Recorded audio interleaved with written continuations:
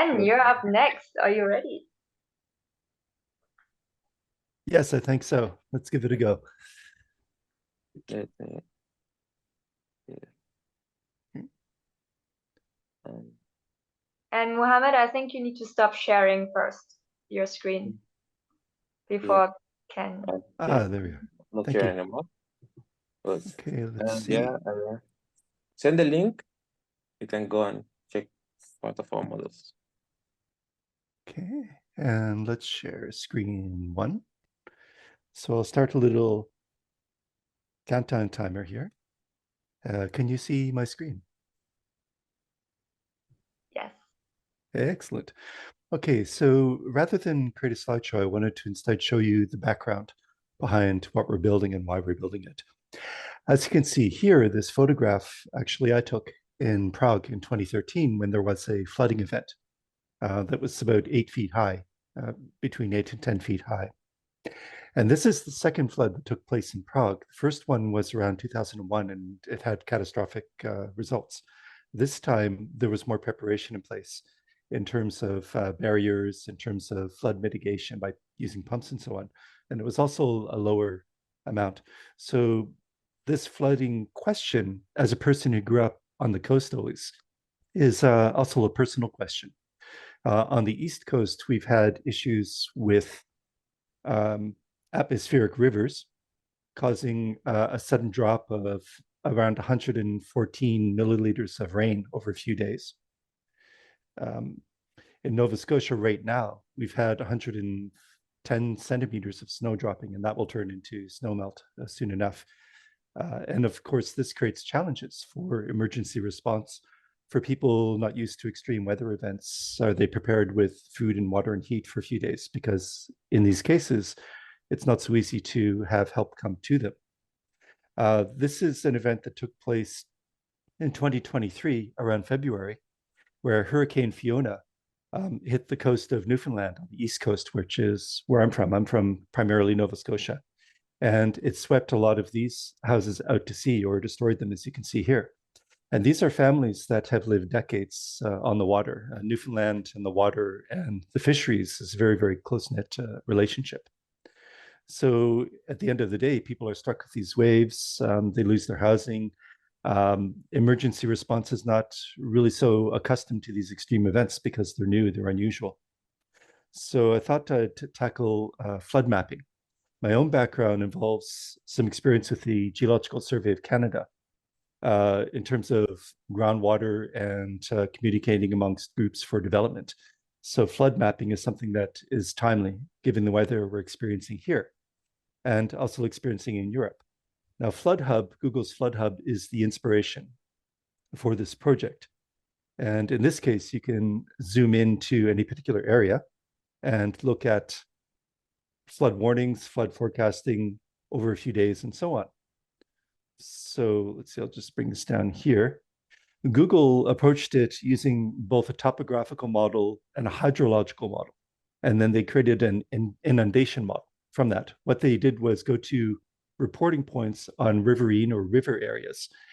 They would model what's happening at that point and then pass that information downstream to the next point to build up an intelligent and more accurate awareness of what's happening with flooding.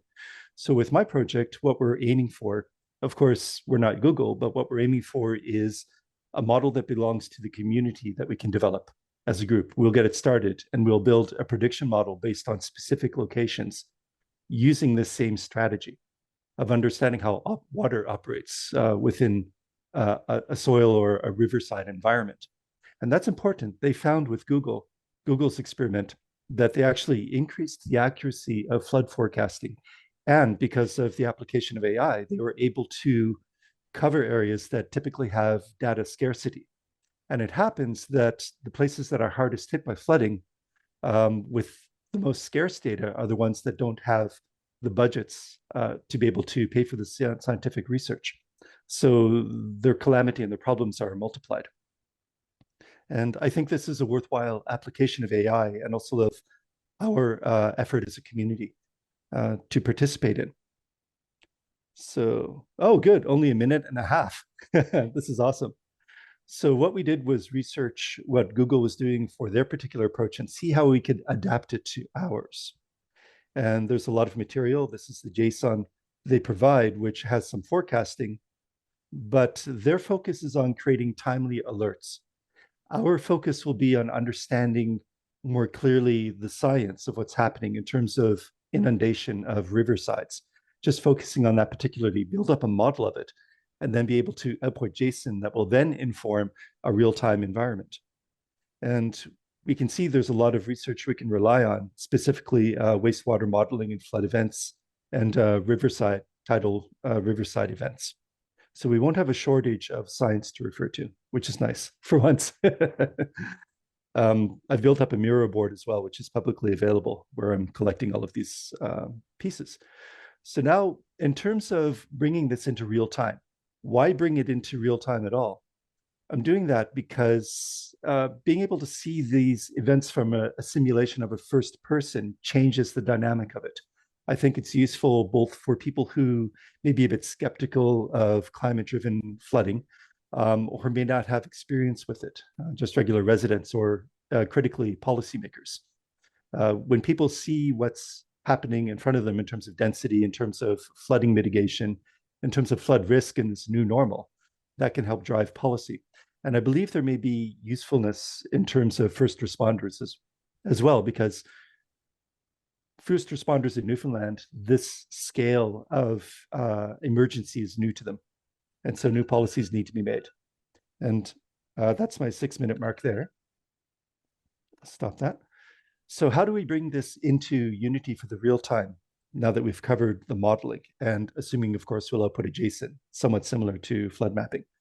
I have tools within Unity that I've built up over the last 2 years that allow me to access map layer data, such as this.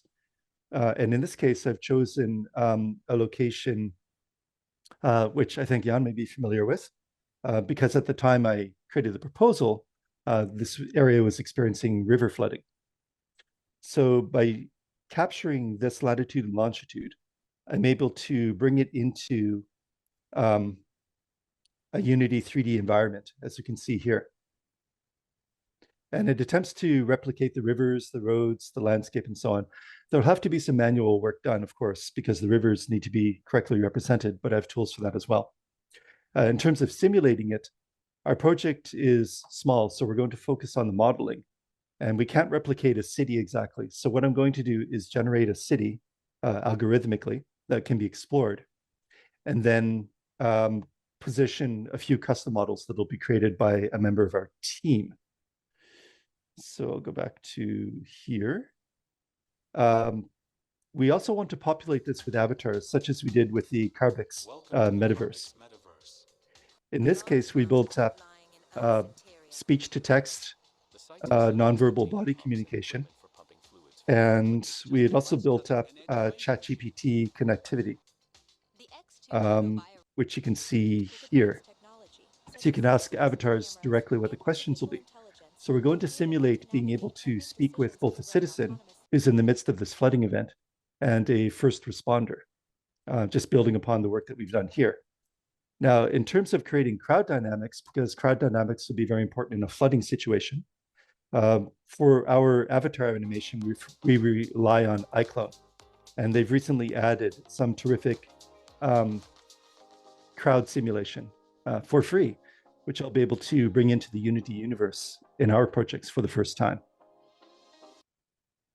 So that's a Zoom meeting. We also have access to the entire Kit-3D model system, so that'll reduce our need to create models. Now, if we go back to this, building on the milestones, I've divided them in smaller amounts so that we can focus first on the AI development and then begin to build up the virtual environment layer by layer. And at the end of the work, we'll have a marketing event where we can invite people to view a live stream of the flooding event.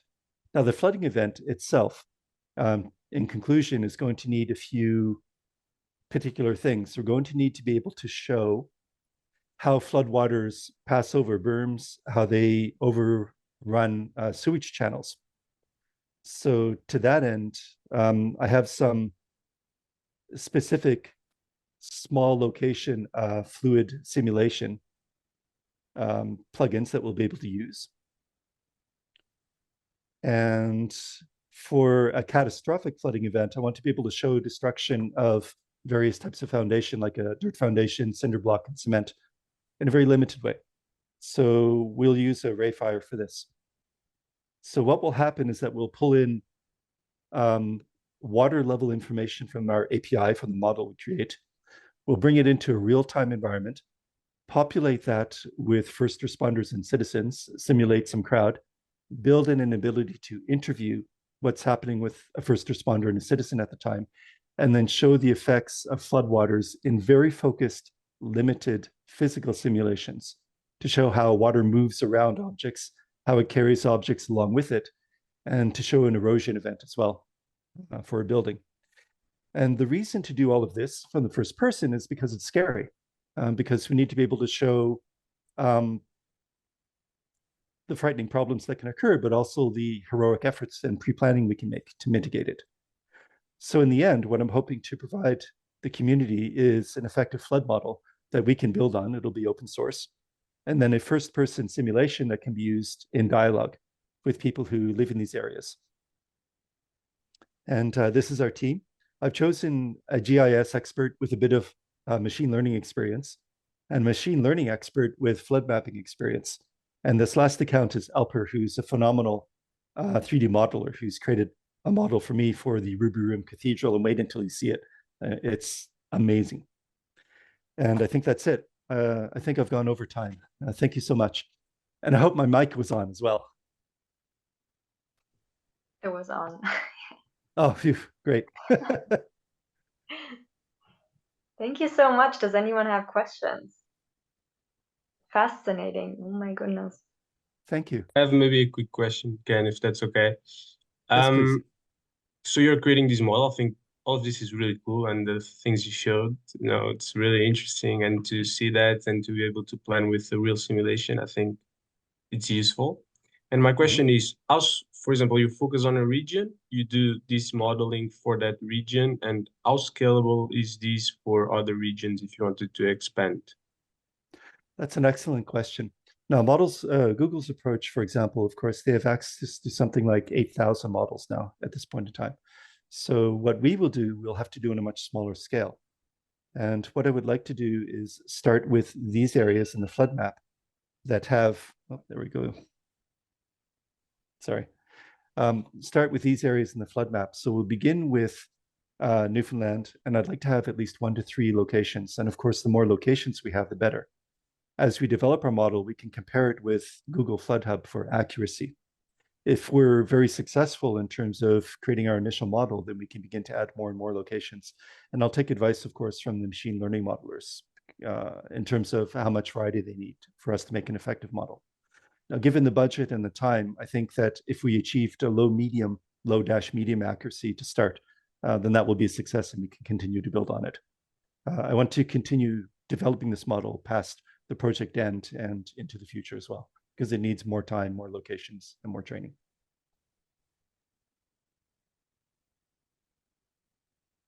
Thank you. Jan. You're welcome. Thank you, Raphael. It's health question, health remark, I suppose. And adding to what Raphael was already saying, I can imagine that localization is important. And you mentioned that you will not have the bandwidth to do every building. By the way, talking of bandwidth, if you would have explained all this and asked me what it would cost, I would probably have said, well, $1 million or something. So I'm amazed that you can do this for 40K. It's really, really, really impressive. But I think you might be able to make a business model out of doing this as a service for certain locations, and then maybe also adding real recognizable buildings, because if you want to play on the emotions of people, then that recognition, hey, F word, that is it's being recorded, right?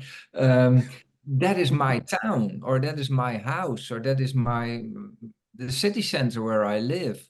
Oh, whoa, that would bring the real emotional response that you're looking for. And if you have all this plumbing in place, then yeah, that would be a relatively easy sell, I would say.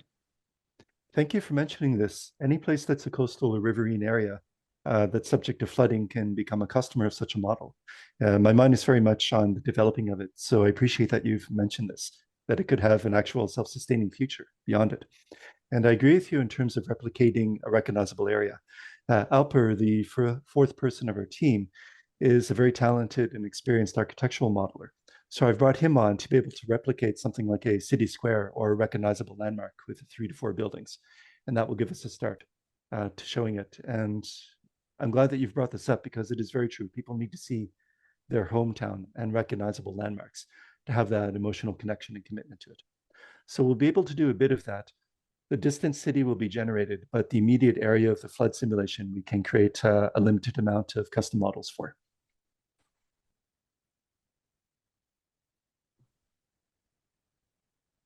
Thank you. Rofo or Rojo? Rojo. Yeah. I had a small question. I was thinking about like who can be like a typical, I want to say, user of such solution, and I could only think of perhaps governments, whether local or federal. And how I was thinking, I mean, governments are not notoriously known for choosing decentralized solutions, right? And I was thinking, like, what would be like kind of a selling point for such solution? Have you thought about that? Yes, that's an excellent question. Of course, the government will have the resources on the federal level to work with the provincial levels in Canada, since you have provinces instead of states. And those tend to have their own regional geological societies and hydrological talent. And then if you go further down into this, on the civic or municipal level, you'll have people that are invested in sciences of what's happening in their local community. As any place else, there's always a situation where the communication is not both ways. So I think what would be attractive to government would be being able to plug in or test their models with the simulation system. And what would be attractive on the municipal and perhaps the provincial level would be the first person view or the experience of how a flood event could unfold. Now, the simulation in terms of immersive 3D will be new to our government processes. They're typically working with maps and extensive databases. But it's only now that I know from contacts of my own in the mapping community that they're starting to investigate how AI can start to fill in blank map areas. So we'd be contributing a bit to that conversation of how AI can fill in scarce data. We'd be providing a resource to municipalities who typically don't have the budget to experiment with this. But that's where policy is made on the local level. And then we'll be able to introduce the utility of a first-person experience in facilitating a conversation with communities. Because when you speak with people, they may have lived for decades in an area and are still catching up to the idea of the climate changing and flooding and so on. So this kind of tool you can put in between a table of parties and show them and engender conversation. And that's very important too, because that's where policy change will start to take effect. So I try to see it in a kind of a multiplexed layered level. Thank you for your question. These are great questions, and I'll have to write them down immediately after I finish.